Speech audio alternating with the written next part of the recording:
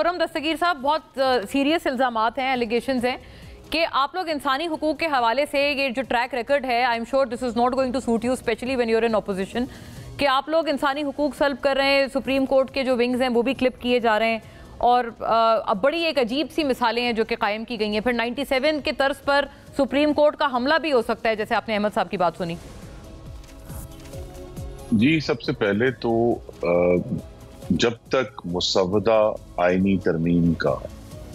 काबीना से मंजूर नहीं हो जाता, सब के असर आएंगे, क्योंकि वो तभी पार्लियामान के सामने जाएगा जब काबीना उसको मंजूर करेगी। तो कानून साजी का जो पहला मरहला है, अभी हम उस तक भी नहीं पहुंचे। हम सब क्या सराइयां कर रहे हैं कि ये ख्याल था भी। मुसव्वदे के अंदर तो बहुत सारी ऐसी बातें हो सकती हैं, मुख्तलिफ जमातें मुख्तलिफ चीजें प्रपोज करती हैं, लेकिन उसकी जो संजीदा शक्ल है जिस पर बात हो सकती है वो तभी होगी जब वो काबीना के सामने जाकर मंजूरी हासिल करेगा और फिर वो वफाकी हुकूमत की, जिसे कहते हैं, मंशा और मर्जी बनकर सामने आएगा पार्लियामान के सामने।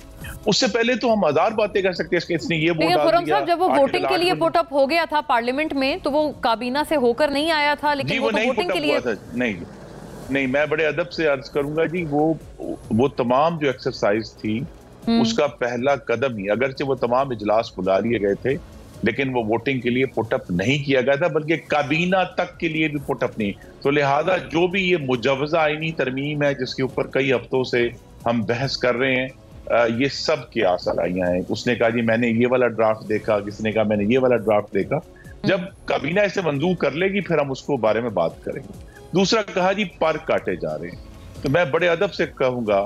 कि आईन पाकिस्तान ये कहता है कि अदलिया के पास उतने ही पर हैं जितना आईन और कानून उन्हें देता है। आर्टिकल 175(2),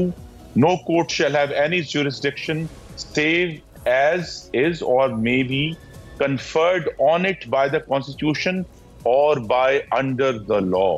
जो कि दोनों चीजें पार्लियामान बनाती है। तो अदलिया के पास उतने ही पर हैं जितने आईन पाकिस्तान और कानून उसको फराहम करता है। उनके पास ये हक जरूर है, आईन ने दिया है, कि वो तशरीह कर सकें, लेकिन जब आज खुद किसी मामले पर, किसी सूरत हाल पर कानून साजी हो जाए तो कानून बहरहाल तशरीह के ऊपर बालादस्त है। तो लिहाजा ये भी बात है। तीसरा, जिस खदशे का इजहार किया कि जी देखिए वो 1997 यानी एक क्वार्टर सेंचुरी से ज्यादा का एक वाकया हो चुका है, लेकिन चंद साल पहले अभी हमने कहा, क्योंकि एक वजीर आजम ने अपने हाथों से सुप्रीम कोर्ट के एक जस्टिस के खिलाफ रेफरेंस भेजा, काजी फायजीजा के खिलाफ, इमरान खान ने, और उन्होंने ये कहा कि जी ये तो, और उसके ऊपर मालूम है आपको कि कितना बड़ा केस चला और बिलाखिर काजी फायजीसा जो है वो सुरखरू हुए। तो अदलिया के ऊपर जो है वो जो 27 साल पहले का वाकया है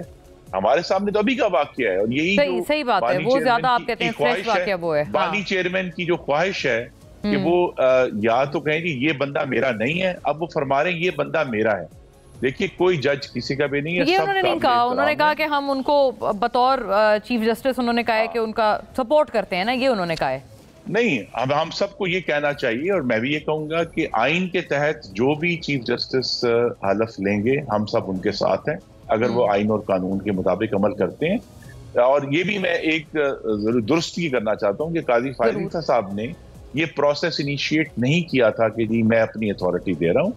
उन्होंने कहा कि चूंकि पार्लियामान ने ये अब कानून बना दिया है तो लिहाजा हम इस कानून का एहतराम करेंगे, क्योंकि इससे पहले की जो सुप्रीम कोर्ट थी उन्होंने जो प्रोसीजर एक्ट का पहला जो वर्जन था जो पार्लियामान ने पास किया था उसको उठाकर बाहर। लेकिन खुर्रम साहब, मैं एक आपसे एक और सवाल अर्ज है, वो ये है कि देखें अब ये जो तमाम तर बात है उसमें ये भी एक बड़ी एक आम फहम सी बात है ना कि कॉन्स्टिट्यूशनल कोर्ट अगर उसका जस्टिस, अगर उसका जज, टॉप जज प्राइम मिनिस्टर चुनते हैं, फिर सदर जो है उसको नोटिफाई करते हैं, तो वो एक तरह से मातहत नहीं आ जाएगा जो इंडिपेंडेंट जुडिशरी का कॉन्सेप्ट है? ये तो इटसेल्फ उसकी क्लियर कट वायलेशन है, नहीं?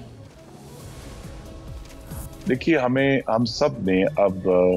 कम से कम 2008 के बाद से जुडिशरी को देखा है, और अब ये फैसला करना मुमकिन नहीं रहा कि जजों के अपने चुने हुए जज अच्छे हैं या जो इंतजामिया चुनेगी जज अच्छे हैं। तो बेहतर तरीका तो यही है कि अगर हमने कोई सबक सीखना है, सबक ये सीखा है कि जजों के चुने हुए जज भी अवाम को और जमहूरियत को डिलीवर करने में नाकाम है, और ये अब हम पिछले 16 साल से ये तजुर्बा कर चुके हैं, पाकिस्तानी कौम के सामने है। तो लिहाजा इसका तरीका यही है, और जो कि मेरी तवक्को है कि आएगा कि जो भी आईनी तरमीम है उसके अंदर जिस तरह अमेरिका में एक बेहतर तरीका इस्तेमाल किया कि सदर को सिर्फ नामजद करने का इख्तियार है, मंजूरी का इख्तियार वहां की सेनेट के पास है। तो ऐसा कोई तरीका बनाया जा सकता है कि नामजदगी का इख्तियार और मंजूरी का इख्तियार अलग-अलग कर दिया जाए, और उनको वो जब उसके इम्तजाज से कोई बेहतर फैसले हमारे सामने आ सकें, यही बेहतर तरीका होगा। क्योंकि ये जो जजों की अपने जजों की तकर्रुरी है जो इस वक्त हमारे सामने है, ये भी पाकिस्तान के अवाम को डिलीवर करने में, अगर उनकी वो नाकाम हुए तो आप ठीक है, लेकिन आप कह रहे हैं कि कोई सेनेट में चला जाए, जैसे आपने अमेरिका के मैं ये भी कह रहा हूं कि जी देखिए, आइन एक जिंदा दस्तावेज है, उसको मुंजमद नहीं किया जा सकता कि जी चूंकि 19वीं तरमीम हो गई थी लिहाजा उसके बाद तरमीम नहीं हो सकती। जिस तरह मैंने कहा, अदलिया के मामलात के बारे में कानून साजी का इख्तियार मुकम्मल तौर पर पार्लियामान को हासिल है, और एक दफानी आइन में 3 जगह पर ये लिखी हुई है बातें। तो लिहाजा ये एक डायलेक्टिक है कि एक दफा जब आपने कानून, देखिए ये भी एक बात है कि पार्लियामान ने एक दफा कानून बना दिया, आइन बना दिया, उसके बाद अदलिया के पास जो अथॉरिटी है तशरीह करने में वो आजाद है। ये आप नहीं कहते, फिर पार्लियामेंट ये नहीं कह सकती कि आपने ये तशरीह करनी है। पार्लियामेंट का काम कानून बनाना है, अदलिया का काम तशरीह करना है। और ये जो चीज हम इस कॉन्स्टिट्यूशनल कोर्ट की डिबेट में भूल जाते हैं कि सुप्रीम कोर्ट की जो पहली ड्यूटी है वो नीचे वाले कोर्ट से जो उसके पास पाकिस्तान के अवाम की अपीलें आ रही हैं, 60,000 केसेस, जिनमें 33,000 सिविल हैं, तकरीबन जो 27,000 जो हैं बाकी वो